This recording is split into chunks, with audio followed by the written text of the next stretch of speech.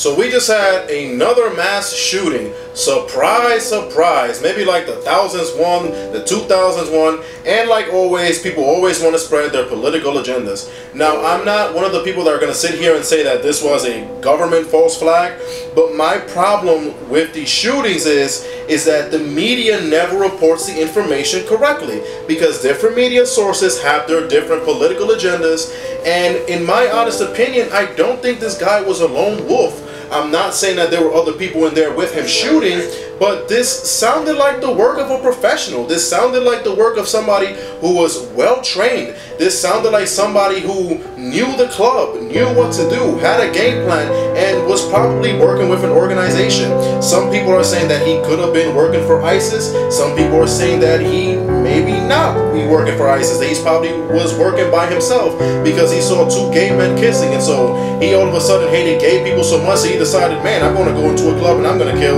a whole bunch of people. At the end of the day, we don't know. The details are still going to be given to us day by day. But even then, you know, I know we're not supposed to jump to conclusions, but it always seems like with these cases, you only hear little details, you wait for more details, and then the details just stop. And you're wondering, asking yourself, you know, millions of questions. My question is, how did he get in there with the gun? Where exactly did he stand? How did he have the hostage situation? You know, why did it take 3 hours for people to respond to this crisis?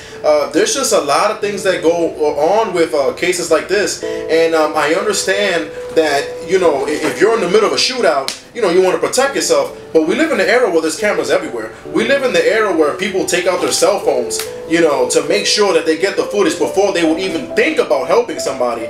You know, where is the individual footage? We need to see more of these things. In that way, I think if we give the audience, if we give the public more information, you know, sometimes it's not always the best thing, but I think it can help also prevent these kind of massacres. Lastly, I just want to say that, again, these tragedies always end in two political sides arguing. You have the Republicans that want to sit there and say, okay, let's blame the Muslims. You see, Muslims are bad people. We have to kick them the hell out. And then you have the Democrats that are saying, gun control, gun control, gun control. Let's take away people's rights. Let's take away people's freedoms. And in some ways, you know, these two have to meet somewhere in the middle.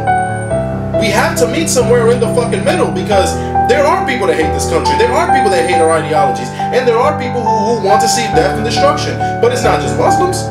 We've also had many cases of American-born citizens, of American white males that have carried out attacks of this nature, and even worse. So let's not always make this a race thing. Let's not always make this a political thing. You know, let's try to at least honor these victims, because that's disgusting what happened to them. This is not the time for political ideologies, you know, because at the end of the day, when you really stop and think about it, if you want to sit there and blame the Muslims, well, then it's also the Republicans' fault for allowing a guy like this for having a gun in the first place. So both sides are wrong. And it's also the responsibility of the Democrats to stand up and say, something needs to change. Anyway, it's been Michael Gomez, and it's been real. Later.